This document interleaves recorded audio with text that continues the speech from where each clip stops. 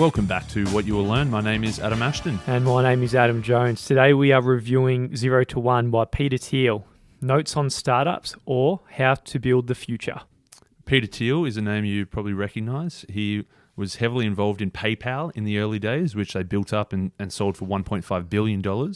And with that money, became a venture capitalist, invested in Facebook, which has done very well, invested in SpaceX and heaps and heaps and heaps of successful businesses. Mate, he wasn't just part of PayPal. He was the one who assembled that world-class team together, who they call now the PayPal Mafia.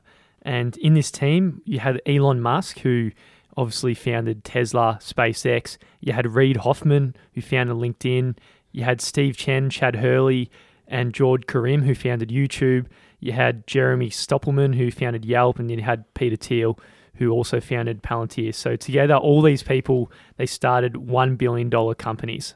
Mate, that's a serious group of heavy hitters right there.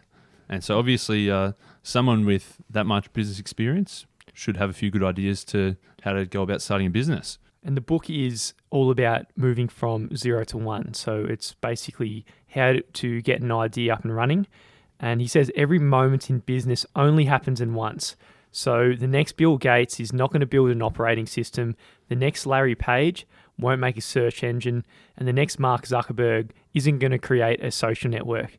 So if you're trying to copy exactly what these people did, you're actually not even learning from them. Yeah, of course it is easier to copy. You've got a model there and you can think, oh yeah, I can probably do this a little bit better. But that's not going to give you the tremendous amount of success as doing something brand new. He says that, taking something that already exists and trying to make it better is what he says, moving from like 1 to N. So you're trying to improve something that already exists. But to create something brand new, that's when you move from 0 to 1. And that act of creating, it's a singular action, and there's phenomenal results you can achieve if you do something brand new like that. So the book's going to show you how to create companies that build new things. So it has innovation as, core of their whole entire culture. So it draws on everything Peter has learned from PayPal and his pals as the mafia and investing in hundreds of startups.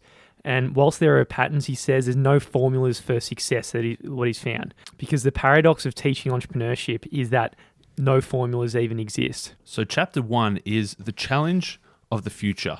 And he sets us up in terms of thinking a little bit differently because he says, there's no formulas, there's no set paths.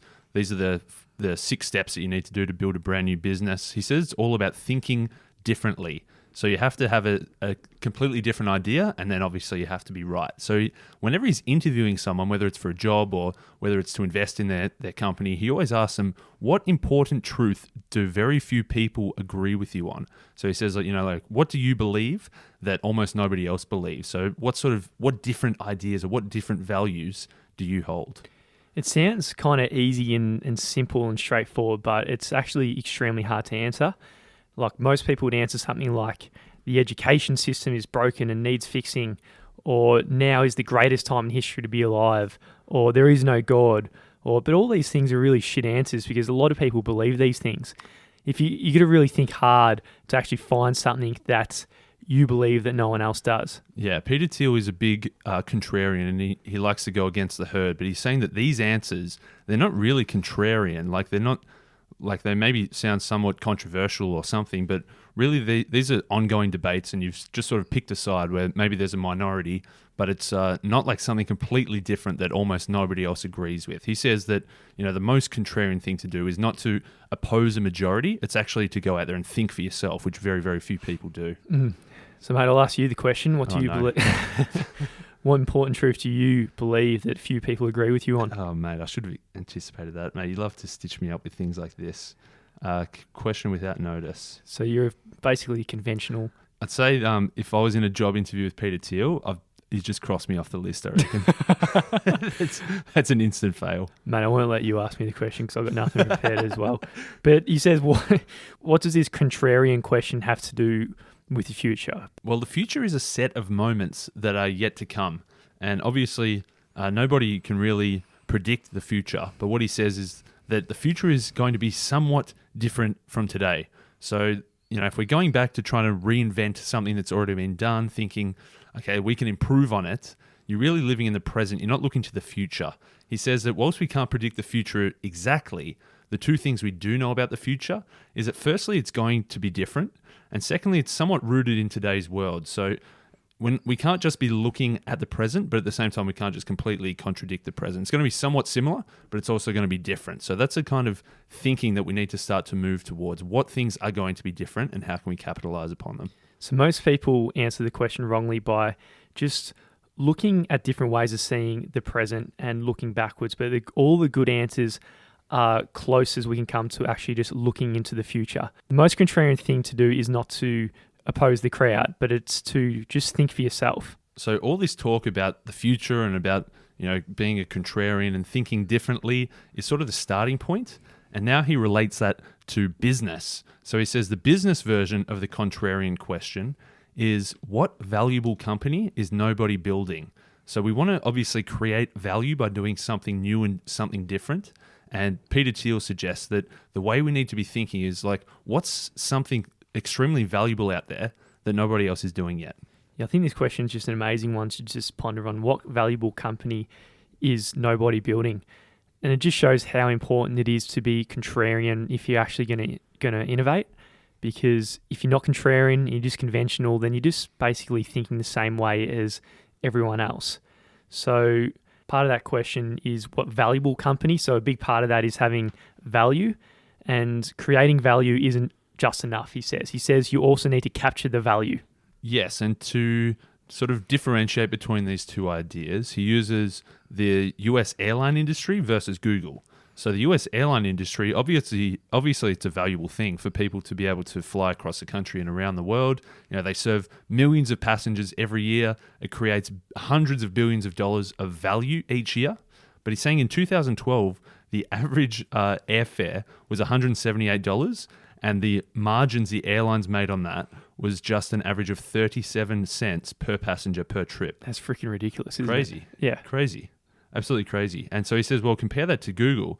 They create less value, but they capture more of that value. So they had, a way to capture that value. They're saying that their overall revenue, they brought in $50 billion in 2012 compared to $160 billion of the airlines, but it kept 21% of those revenues as profit. So they had more than 100x profit margin than all of the airlines combined. So the big difference there is the airlines compete with each other, and it's basically a race to the bottom, cutting margins to come in at a cheaper price than your competitor to become to the point where attractive. But Google just stands there alone, doesn't it? There's no one else there who's competing with Google. So obviously Google is a monopoly, which Peter Thiel's all about. He says that Google is actually, at the time of writing, 2012, Google makes so much money and keeps so much profit that the value, like the stock market value of Google is actually 3 times more than every US airline combined, which is pretty crazy. Unbelievable, just from one company. So economists use 2 simplified models just to explain the difference and dig into it a bit deeper. You got perfect competition and monopoly. In economics, monopoly is like a dirty word. You don't want monopolies. You want to break up the monopolies. You want competition because it means it's more fair for everyone. Perfect competition is almost this utopian world that there's no difference between the different companies. They're all offering the same thing, and ultimately everybody wins because the amount of supplies exactly meets the amount that is demanded. And it's like this dream scenario for economists that there's perfect competition and the market is very efficient. But Peter Thiel says that's a crock of shit because if you're competing, it means you're losing. So in this competitive market, basically we end up with no company being undifferentiated, and you just end up with homogeneous products that are basically just commodities. So another company can come in and just go in at a cheaper price. But no firm has any market power, so they basically just sell at any price the market determines. So they can't dictate their own prices at all. And if there is money to be made, new firms will enter the market, and if it is attractive for this brief moment, all of a sudden the supply increases to respond to the market, and then again the prices just drop down to equilibrium, basically at the 37 cents a passenger flight, like you were just saying before. And then if too many firms enter the market, they'll actually suffer losses, and some will fold, so it actually go back to that equilibrium where supply equals demand. So basically, in economic theory, this idea of perfect competition is amazing. But in the real world, it's not a good place to be No. from a company's perspective. Peter Thiel says that what you want to actually be is get to as close a monopoly as possible. That means that you're really the only person that has access to this market. You've got exactly what people want, and you're the only one who's doing it. That means that you have power. You can sort of almost set the prices, within a reasonable sort of limit. And it means that you don't have competitors trying to steal the market away from you. Yeah, you basically own the market, set your own prices. So by monopoly, we mean the company that is so good at what it does that no other firm can come even close to a substitute. And Google is a good example of them because they are a company that went from 0 to 1 and really started in a whole new area. And all these monopolist companies kind of have a positive feedback loop, and they really take care of their employees because they really can afford to. They can do things other than just make money.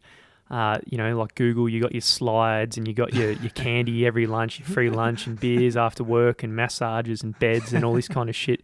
But if you're in perfect competition, there is no way that businesses can afford these extra marginal costs on the end. Yeah, Thiel says that the lesson for entrepreneurs is blatant. It's clear. If you want to create and capture lasting value, don't build an undifferentiated commodity business. If you just think, oh yeah, this is working, I'm going to have a crack at that and see if I can get it to work for me as well, yeah, you're pretty much going to lose, as Peter Thiel says. Maybe in the short term, you can capture a little bit of value, but over the long term, really the only way to win is to build something close to a monopoly. He says that all happy companies are different in that each one earns a monopoly by solving a unique problem. But he also says that all failed companies are the same, and that's that they failed to escape competition. So if you haven't figured it out by now, you want a monopoly. Yeah, definitely. You don't want to be in perfect competition. So Big Pete, he's got a few ways to characterize a monopoly for you to understand really how to head in that direction. The first thing you need is proprietary technology. So this is the most substantive advantage a company can have because it makes your product difficult or even impossible to replicate.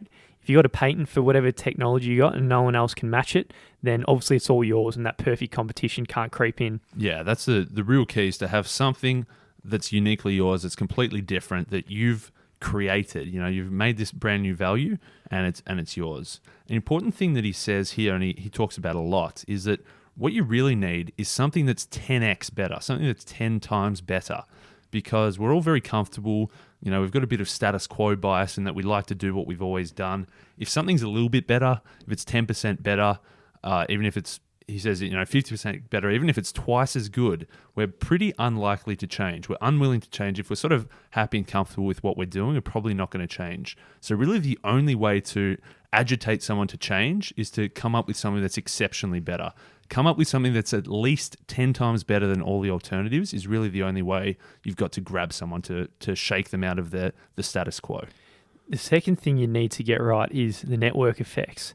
So what the network effects are is how more people using that product makes the product more useful, which attracts more people, which makes the product more useful. So the network effects basically a positive feedback loop for your product or whatever you might have. So if you think about it, for example, at the very start of Facebook, it really didn't mean jack shit if just two people in the whole university had Facebook. But all of a sudden, the more people it gets on, the more reason you need to be on it. And then it really had that and gained its momentum to take on the whole world to the point where your grandma has to get Facebook because she's not going to be invited to the family gathering if she's not on it. Poor grandma.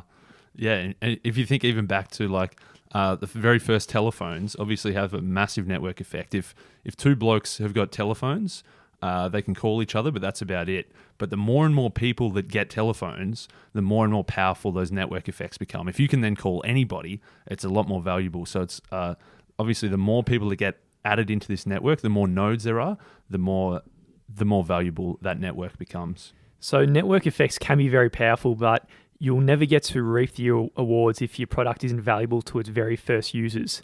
So, for example, if you think about Uber, who benefits from the network effect, they offer bribes of $10 to $20 and all these free rides at the very end. So they're really paying people to come on board to get the network effects. I think PayPal, he was saying somewhere in the book, had the same thing where they were actually paying people $20 because they knew if they hit a certain point where enough people were using it, then all of a sudden there's enough value intrinsic in it for people to jump on board without being bribed into it. Yeah, PayPal I think started as like a way to pay people via email. So like you could email someone money, and what they did was if I emailed you and you didn't have PayPal and you signed up thanks to my link, you get $10, I get $10, and that's obviously just one way to grow it. The third important characteristic of a monopoly is economies of scale.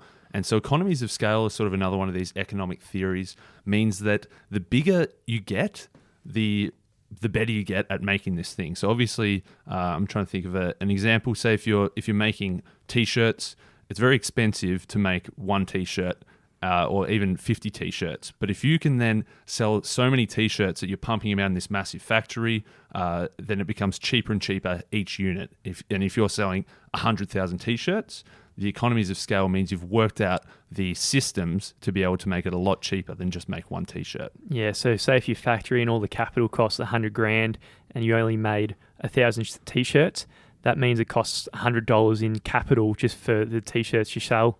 But if you sell 100,000 t-shirts, then all of a sudden it costs $1 per t-shirt to pay for the initial factory costs. The fourth important characteristic of a monopoly is branding. So you can't just...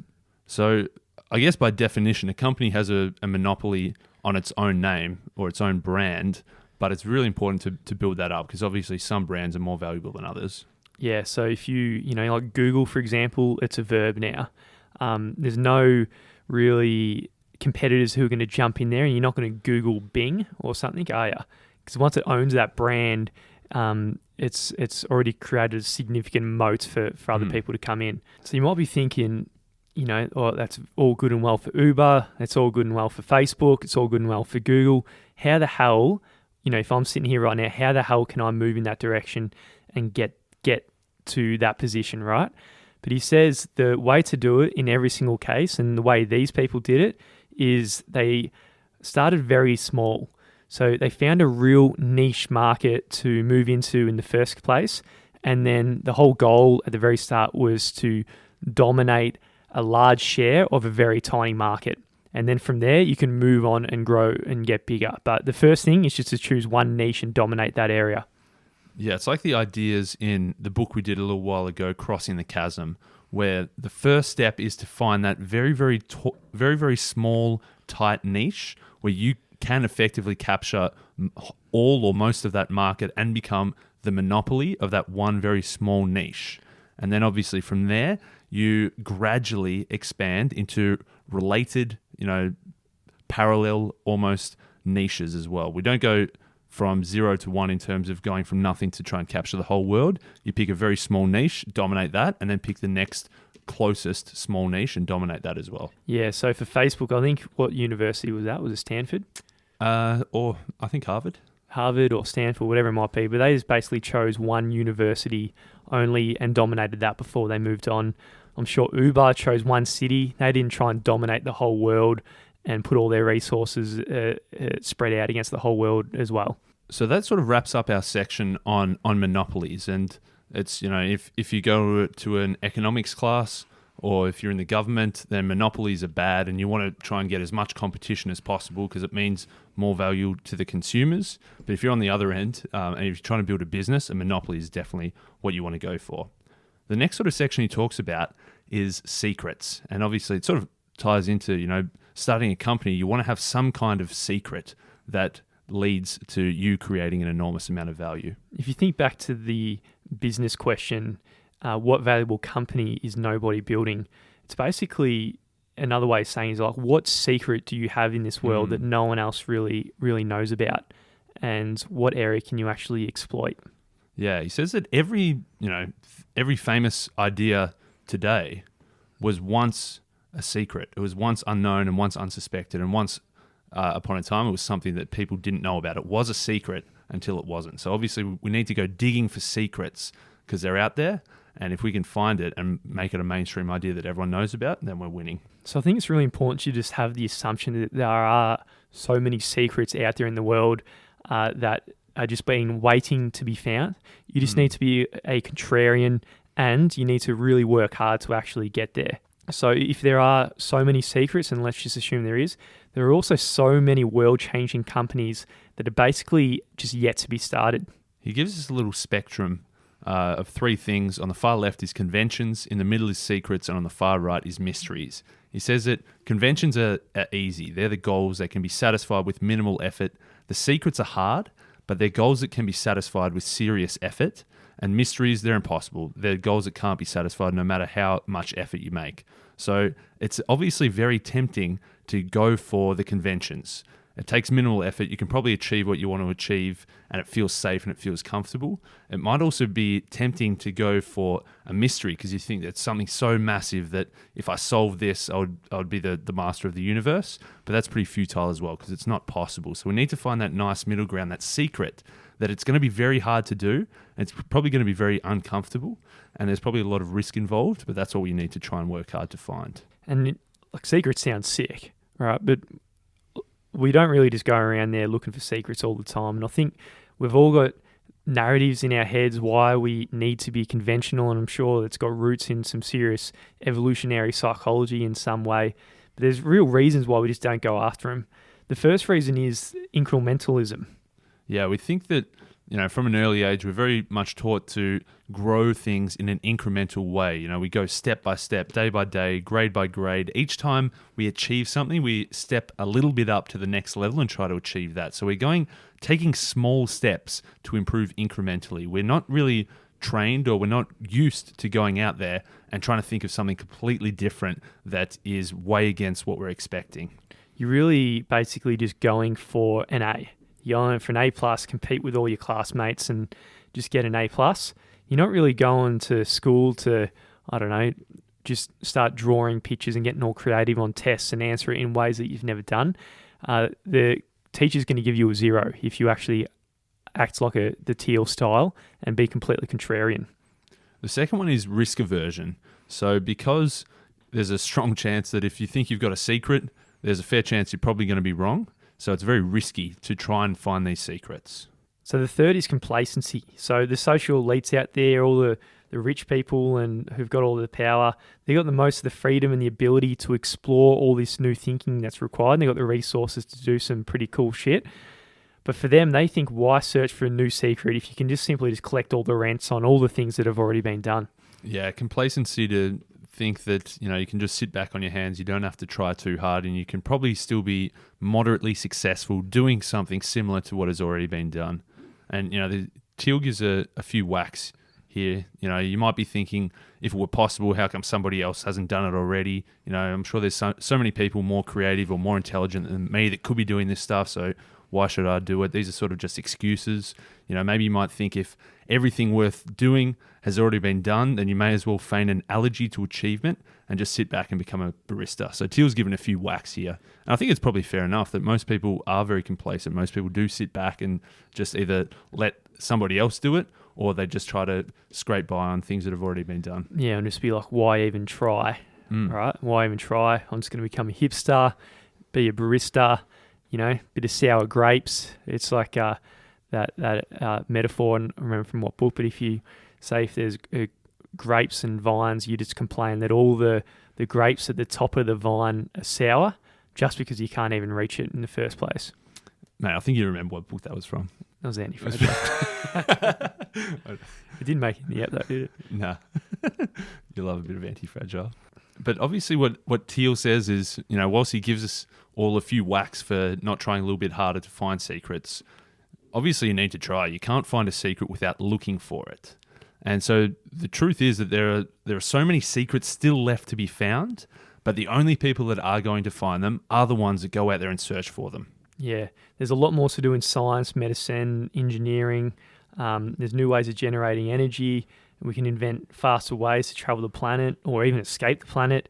And we're never going to learn them unless we demand to know them and force ourselves to look for the ways and be really relentless in this pursuit. So how to find secrets? Thiel says there are 2 types of secrets. The first type is about what he calls nature. So these are the things that exist all around us. And to find these types of secrets, you need to study some kind of undiscovered aspect of the physical world. So that's the things that tie into the science, the medicine, the engineering, and the technology, those types of secrets. His second type of secret is people secrets. So these are things that you need to analyze people and their behavior and their psychology to try and find out things about them that they don't even know about themselves, or things that they're trying to hide. So that's what Peter Thiel says. The two types of successful companies will go for either trying to find a secret about nature or a secret about people. So that's a good bit on secrets. Obviously, this is critical if you want to take anything from 0 to 1. If you're going from 1 to N, 1 means it's already been found. 0 to 1 means it's basically a secret no one else has really dug into in the past. The next section of the book is about 7 questions that every business must answer. The first is an engineering question. Can I create some kind of breakthrough rather than just an incremental advance? So companies, as you were saying earlier, must strive for a 10x improvement, not 20%. And he talks about Tesla throughout this whole book, and this is a good company or a good example of who's answered all these questions correctly. So Tesla's technology is so good that other car companies rely on it. Like Mercedes uses the Tesla powertrain, Toyota uses their motor, and so forth. That's pretty crazy. The second important thing that you need to answer is timing. Is now the right time to start this type of business?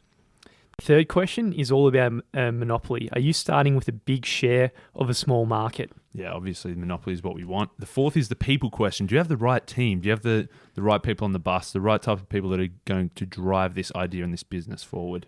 So Peter Thiel's got a bit of a philosophy here. He uses the rule that he doesn't invest in people who are wearing suit and ties who call themselves salespeople. The best salespeople out there actually don't look like salespeople.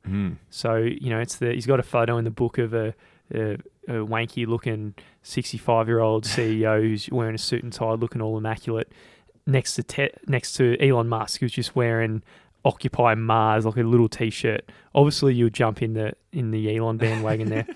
I love it. Another bit of a side note that we couldn't squeeze in anywhere else, but I think needs to get in. He talks about like the sales idea, which came up in Perennial Seller. Peter Thiel says, if you look around your company and you don't see any salespeople, then you're probably the salesperson. So especially in a startup that we're talking about, everybody is in sales at the very start. You don't have a dedicated team of salespeople, and as you say, the dedicated team of salespeople are probably not the best salesmen anyway. That if the people who are truly building the product and have that belief in it, they're all the salespeople. The fifth question is the distribution question. So, do you have a way not to just create but deliver the product? The sixth is a durability question. Will your market position be defensible 10 years, 20 years, 30 years from now? Obviously, you don't want to flash in the pan. You don't just want to grab a small amount of value in the next couple of years. You want to build something substantial over the time span of decades, not months or years.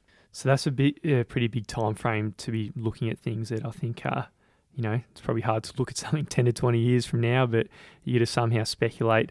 And the seventh question is the secret question. Have you identified a unique opportunity that others don't see? So they're the 7 questions that every business must answer. So if you've got an idea, these are all the things that you need to think about in order to determine if you're creating a brand new valuable company that is, something that is going to go from 0 to 1. And Thiel is a big thinker. It's not just your local cafe. I don't think you're going to have to really answer all these questions. It's the kind of question if you're ambitious enough to create the next Google. Yeah, exactly. If you want to make a Google, a Facebook, a Tesla, all these things, then obviously these are the types of questions you need to be answering. So he rounds off the book with the founder's paradox. And the weird thing about all the most successful founders in the world, and his roots are in PayPal. We already spoke about the mafia. They're just wild people, and they're all weird fucking people. The PayPal as well. mafia. We should clarify if you missed that. They called themselves the PayPal mafia. What do I call it? The mafia. Oh, oh shit. Yeah. So the PayPal mafia. The 6 guys that started PayPal. That we said they all went on to do wild things. Not only building this $1.5 billion PayPal, but also they all made their own $1 billion companies after that. And these 6 guys, 4 of them made bombs while they were in high school. 5 of them were actually 23 years or younger. 4 of them had been born outside of the US, and 3 of those had escaped from communist countries. So Pretty crazy dudes, I guess. You can imagine all of them had a good answer to the contrarian question that both of us have struggled with. You haven't asked me yet, mate. Maybe you'll ask me at the end of the episode. You've had a bit of time now. So the big difference is in traits. So if you think about the normal distribution of personality traits that everybody has, it's kind of a normal distribution where everything's skewed to the middle. Some people are super strong, some people are super weak, some are geniuses, some are dull, but most people just fall in the middle, and then the standard deviations to the end, and then people are very weirdly at the end. Yeah, exactly. That's the normal population. You know, most people are in the middle, in the average, and there's a few people at the ends. He says if you were to probably do a statistical analysis of super successful business founders, you'd actually flip that upside down, in that you wouldn't have many people in the middle, but you'd have really a bulk of people at either one end or the other. So they'd either be really, really crazy, or that maybe they'd be really, really, really conservative, but they're not just going to be average. So they'd have these extreme traits, but sometimes they'd oscillate between the other extreme. They'd really spend a little bit of time somewhere in the middle. So they had the ability to oscillate between sullen jerkiness, where they're arseholes, and then they'll go to the very other end where they've got this really charismatic personality that's really appealing to people and for people to follow. And sometimes they might simultaneously oscillate between being an extreme insider and an extreme outsider. So where do these extreme traits actually come from? Big Pete says, this is something that we want to really emulate. And he says perhaps they weren't born like this, and they aren't as internally extreme as they're really appearing to be. Yeah, he talks about people who maybe have cultivated these ideas, like say Richard Branson. You know, he's got this trademark lion's mane hair, and he's cultivated this extremeness of this crazy dude who does crazy stunts, who dresses up as a woman to launch his new aeroplanes, or he does kiteboarding with naked supermodels. He does all this crazy stuff it's like a character almost that he's created. Similar thing with Lady Gaga. So she's basically a founder also, even though she's an artist, but she's founded her brand. So Lady Gaga isn't a real person. She's just really created this character that she uses, and she's really been able to monetize. So she wears costumes so bizarre that anyone else wearing her ridiculous costumes, you'd be thrown in the psych ward. Yeah. And Gaga, she might write the song, she was born this way. That's bullshit. She wasn't born that way. She created it out of nothing. Yeah, which is promising. We were saying that the founders are generally have these extreme tendencies, these extreme traits, and you might think, I'm just an average sort of Joe Blow. I couldn't possibly do it. But he's given us some examples here of people that that maybe they were just Joe Blows, but they've actively chosen to cultivate this sort of extreme trait. So it's a bit of a paradox. There's one danger that the founder might become so certain in their own myth that they lose their mind. But at the same time, you really need someone who's got this disenchantment and this contrarian view to actually bring in new wisdom and these new ideas. So if you get the run-of-the-mill conventional Joe Blow running the company, that's not the person who can take things from 0 to 1. So at the conclusion of the book, he starts to, again, look towards the future. Basically, we have the option to either do nothing and let the future be run by somebody else, or we have the ability to do something and decide that the future is up to us and we are going to play our own part in shaping the future. Yeah, we can't take for granted that it could be better. It could be cooked, or it could be amazing. So it's really up to us. And our task today is to find singular ways to create new things. They're not just going to make the future just a little bit different, but better, and go from 0 to 1.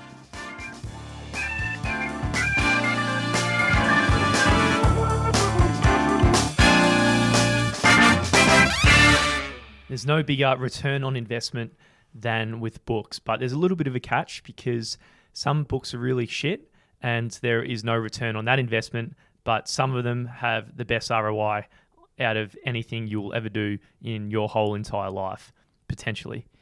So we've got the top 50 books of all time. All of them do have an incredible ROI, and I think you're going to get a lot out of it. So head to whatyouwilllearn.com/top50 and you'll be able to download it for free.